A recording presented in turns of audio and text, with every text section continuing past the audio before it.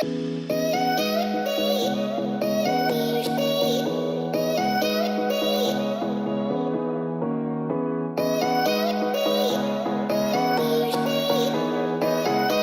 guys, today I'm going to share my favorites and flops for the month of April. I do have beauty items as well as some fashion items, and I do have two flops. I'm going to start with the beauty items. The first items I want to share are from Physicians Formula. The first is their butter bronzer.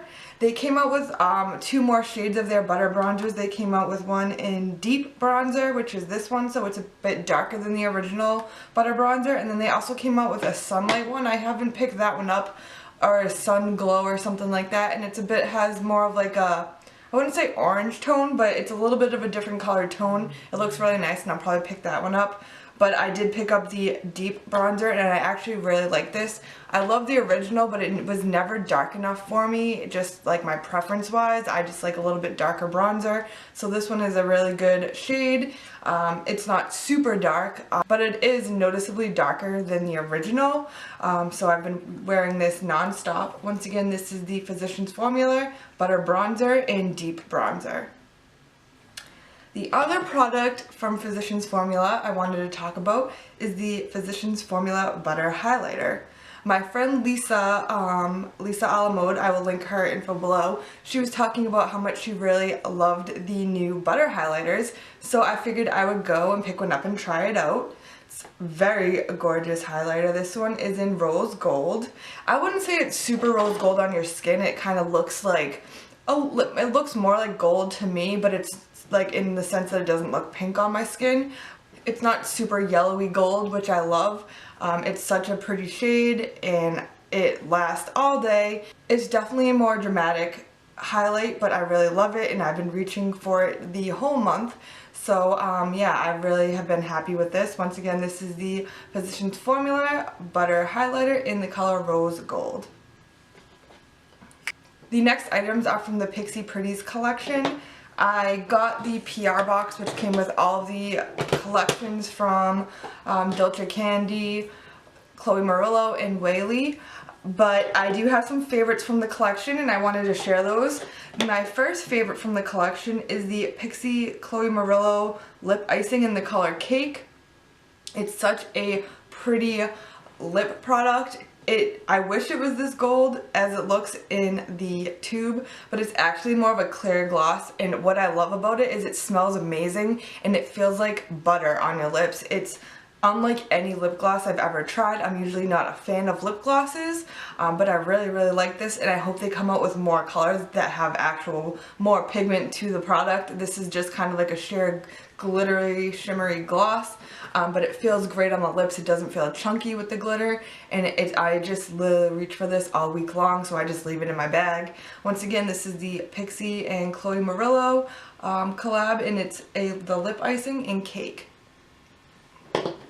The next product that I love from that collection is the Pixie and Whaley Let's Talk Eyes eyeshadow palette. I actually did a tutorial with this and ended up losing the footage, but I do want to film another one because I just really love this palette. I love warm tone colors, I love matte eyeshadows, and this has a great range of, you know, shimmery on the top, and then, you know, mid-tone transition colors, and then we have a darker red down here and a dark brown down here. So this is just something that I would gravitate towards naturally, just like the color scheme of it, and the pigmentation is really good. It's definitely more buildable, so you can build up on the looks. The top two shades I think work best applying with your fingers, and I've just been really happy with the looks I've created with this palette. Once again, this is the Pixie and Whaley Let's Talk Eyes shadow palette from the Pixie Pretties collection. My last favorite from that collection is the Pixie and Dolce Candy Cafe Con Dolce Sweet Glow palette. These are super pigmented, extremely pigmented. As you can see, they're all shimmery. You can use these as highlighters or shadows. You could even use the pinks as like blush toppers. I have favorites from this that I seem to like gravitate towards. Don't really use the pinks because I'm not a huge fan of the color pink like for eyeshadows and stuff and blush. This top row I loved. I think that's my favorite, is this top row up here. The colors are Brilliant, Dolce, and Caramello. And these are great lid shades right here to the right. I've been using this one in the middle the most as a lid shade. It's super pretty. And then I've been using this first shade right here as an inner corner highlight, and it also looks really nice as a highlighter. And then these down on the bottom are great lid shades too. Like I said, I just gravitate more towards like golds and champagnes and browns and not so much cool tones like pinks. But the top row is most definitely my favorite of this entire palette.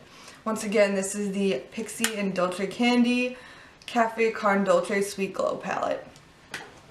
My last beauty favorite is by the Browgal Tanya Crooks. It's the Instant Brown Hair Tinted Brow Gel with microfibers. I got this in my BoxyCharm, I want to say my March or my April, I can't remember 100%, but it's such a great fiber brow gel. Like it adds basically little fibers to your brows. It helps fill in the gaps and stuff. It's not extremely pigmented, but it has enough to just give a little oomph if you're not filling in your brows and you just want to, like, you know, make your brows look a little bit fuller and stuff like that. I use this after I fill in my brows, so I will fill in my brows and then brush this through after. I have some bald spots, especially on the front and in some like areas that just don't grow in, so this is really great and I've been using this a lot. Once again, this is the Browgal Tanya Crooks Instant Brown Hair Tinted Brow Gel with microfibers. Next, I'm going to show you my two flops, and then I will move to my fashion favorites. So my first flop I have is the e.l.f. Mad for Matte eyeshadow palette. So I feel like everyone has raved about this. It's called Summer Breeze. That's the name, I guess. I just thought it was called Mad for Matte too, but I guess it's called Summer Breeze. I feel like everyone raved about this palette when it came out, and so I had really high hopes for this, and I really wanted to love it.